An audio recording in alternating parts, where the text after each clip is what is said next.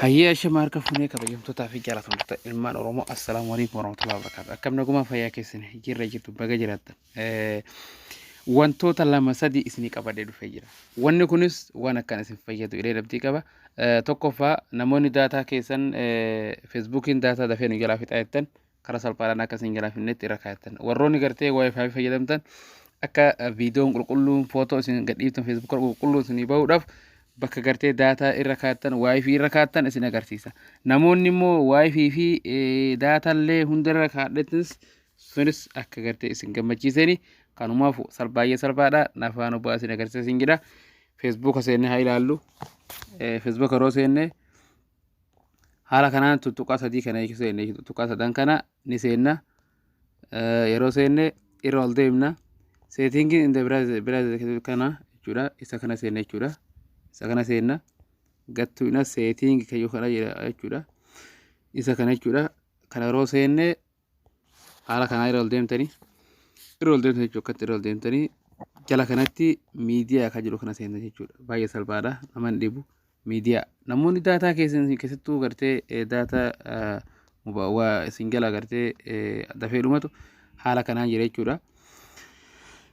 Ani isa kanneen fayyadamaan jira. Waliin haa ilaallu.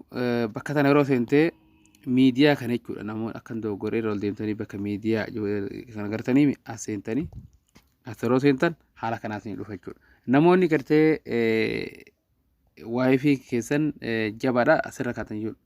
Wifi contact only ka jiru kana isa kana jechuudha. Asirra keessanii waliin gattu inni haa ilaallu. An amma tarii isin asirraa qabaachuu dandeettanii ana kun amma ka gubbaa kun mobaayilii fi daataa fi wifi fi illee jedha jechuudha lachuu jechuudha. Kayitaan kun ammoo wifi qofaadha. Contact on wifi fi contact only ka jiru kana namni wanni wifi fayyadamtan asirra geeffatan. Viidiyoon isin gadhiiftan qulqulluu baay'ee akkaan gaariidha jechuudha. Kan Facebook gadhiiftan. Gartee viidiyoo takka yeroo isin Facebook gadhiiftan osoo isin gartee irra hin kenne viidiyoo taphatti Facebook irratti jechuudha. Daataa isin jalaa fixa warroonni daataa keessan laafaa ta'e kanatti fayyadamu isa kanatti jechuudha. Namoonni daataa laafaa qabdan asirratti fayyadamtan. Maaliif yeroo Facebook seentan osoo isin hin tabsiifne viidiyoon teessan akkatti Facebook gadhiiftan osoo isin hin tabsiifne ifin taphate jechuudha. Kanaaf ana ammoo waan gartee wifi fayyadamuuf asirra kaadhe maaliif wifi fayyadame jechuudha. Isin ammoo bakka irra kaattan sadan kana keessa bakka isinitti irra kaattan jechuudha. Haala kanaan ammas namoonni fakkeenya namoonni waa gadhiiftan Facebook irra yaa'anii fakkeenya isa kana jechuudha. Bakka sadaffaa kana footoo Facebook irra gadhiiftan footoo qulqulluu ta'e isinii gadhiisa jechuudha. Maaliif garuu wifi mallaqa nyaata jechuudha. Baay'ee mallaqa nyaata. Footoo qulqulluu ta'e viidiyoo qulqulluu ta'e footoo qulqulluu ta'e jechuudha. Kun amma fakkeenya inni kun footoo qulqulluu ta'e isinii gadhiisa jechuudha. Waa Facebook irra gadhiisuudhaaf footoolee adda addaa isa kana gartee raayitii kennuufii qabdanii jechuudha. Ammas bakkuma tana keessa osoo hin baane isa lamaan kana jechuudha. Isa lamaan kana viidiyoo jechuudha. Viidiyoo fi footoo jedha. Viidiyoo footoo qulqulluu ta'e qofa osoo daataa hedduu nyaata garuuti daataa ni nyaata feetan isinii itti banta jechuudha. Namoonni daataa kiyya gartee haa nyaatu yookaan viidiyoo qulqulluu gadhiifatuun qabaa jettu taate isa kana lamaan banuufii qabda jechuudha. Isa lamaan kana banuufii qabda akkatti banaa dhiiftaa fi haala kanaan seentee irra kaattaa jechuudha. Lakki jalaa nyaata ittiin banuu jettee immoo irraa balleessita jechuudha kana lachuu. Irraa balleessita jechuudha. Raayitii kanneen. Anammoo waan gartee irraa waan wifi fayyadamuuf irraa hin balleessu jechuudha. Haala kanaan seentanii irra kaattan baay'ee tokko salphaadha akkaan dhugaa nama gammachiisu. Kanaaf waan gartee hundi keenya itti fayyadamuu qabnu seenaa irra deffadhaa isiniin jedha. Namoonni hagarraa Yutuba kiyya faaraa taatan Yutubi kiyya seenaa subscribe naa godha. Ilma Oromoo ol guddisa bakka jettanitti Yutubiin kiyya gaaddisa sodaatuuf jira.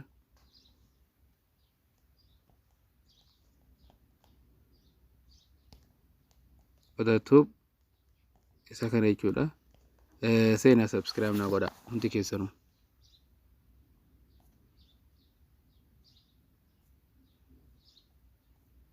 Obsa.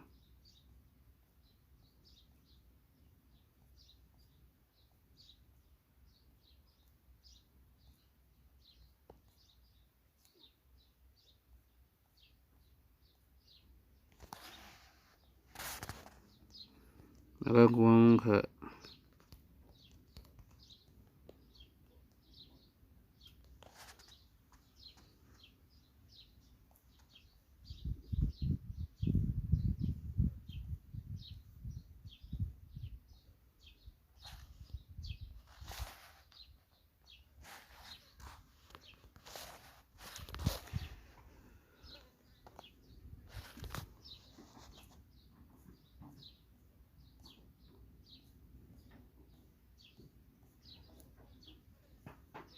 haala kanaan seenaa subscribe